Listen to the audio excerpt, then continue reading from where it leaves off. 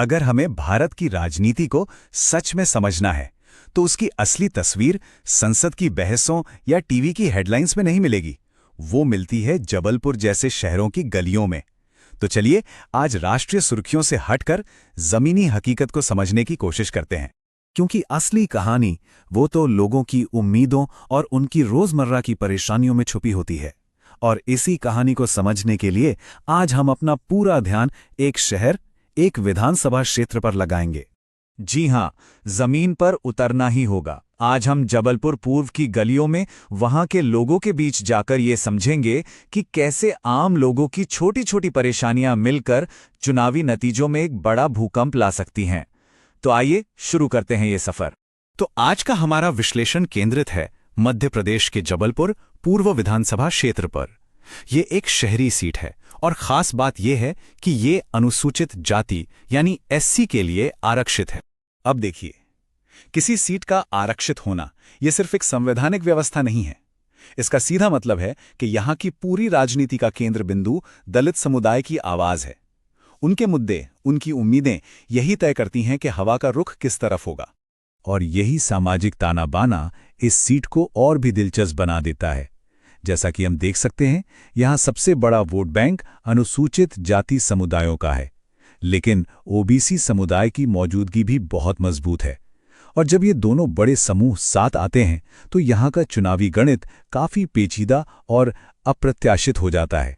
तो चलिए अब जरा आंकड़ों की दुनिया में चलते हैं और इस क्षेत्र का चुनावी इतिहास देखते हैं, क्योंकि असली राज वो इन्हीं आंकड़ों में छिपा है। ये आंकड़े एक ऐसी कहानी कहते हैं जिसमें बहुत नाटकीय मोड़ हैं।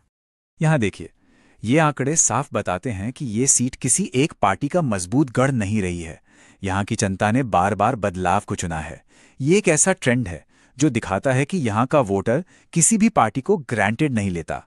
तो सवाल यही उठता है, आखिर वो कौन सी वजह है कि एक ही विधानसभा क्षेत्र में इतने बड़े, इतने जबरदस्त चुनावी स्विंग देखने को मिलते हैं? मतदाता अपना मन इतनी निर्णायक रूप से क्यों बदल लेते हैं? चलिए इसी सवाल के जवाब की तह तक चलते हैं। इस पूरे उतार चढ़ाव को समझने के लिए सबसे नाटकीय बदलाव पर नजर डालते हैं। आइए 2013 और 2018 के नतीजों को एक साथ रख कर देखते हैं। ये जो फर्क है ये आपको हैरान कर देगा। 2013 का चुनाव, जीत का अंतर था महज 0.82%, यानी सिर्फ 1111 वोट। सोच कर देखिए कितना करीबी मुकाबला रहा होगा। बस कुछ 100 वोट इधर से उधर और नतीजा पलट सकता था।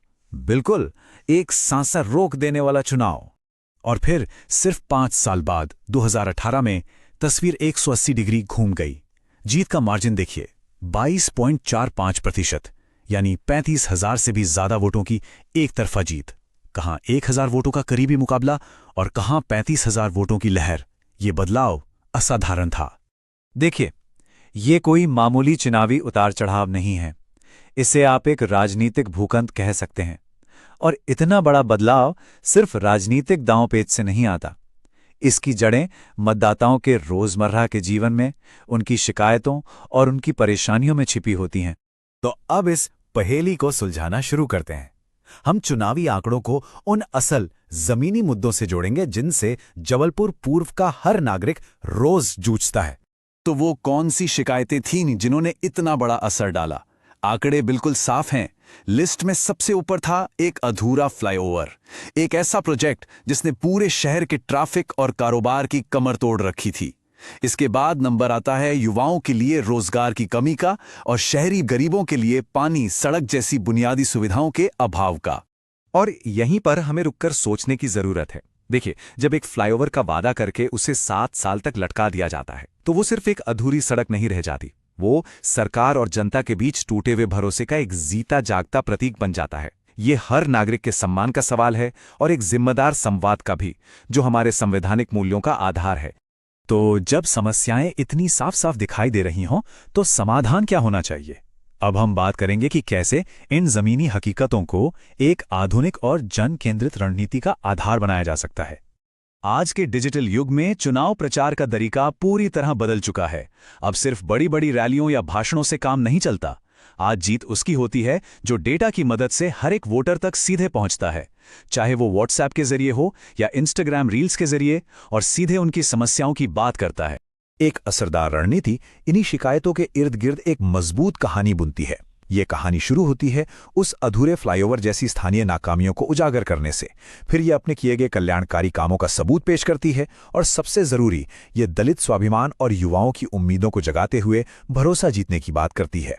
इस पूरी रणनीति को जमीन पर उतारने के लिए एक 90 दिन का एक्शन प्लान बनाया जा सकता है। पहले 30 दिन जमीनी हकीकत का आकलन और लोगों को लामबंद करना, अगले 30 दिन मुद्दों को धार देना और घर घर तक अपनी बात पहुंचाना, और आखिरी 30 दिन इस पूरे जुड़ाव को पूरी ताकत से वोटों में बदलना। और अब आते हैं इस पूरे विश्लेषण के सबसे अहम हिस्से पर। देखिए, ये सारी मेहनत सिर्फ एक चुनाव जीतने के लिए नहीं है। इसका असली मकसद है प्रभावी शासन की नींव रखना। इस पूरी बातचीत का निचोड़ बस एक लाइन में है। आंकड़ों को समझना असल में लोगों को समझना है। आंकड़े सिर्फ नंबर नहीं होते, वो लोगों की जरूरतें हैं, उनकी उम्मीदें हैं, उनकी तकलीफें हैं।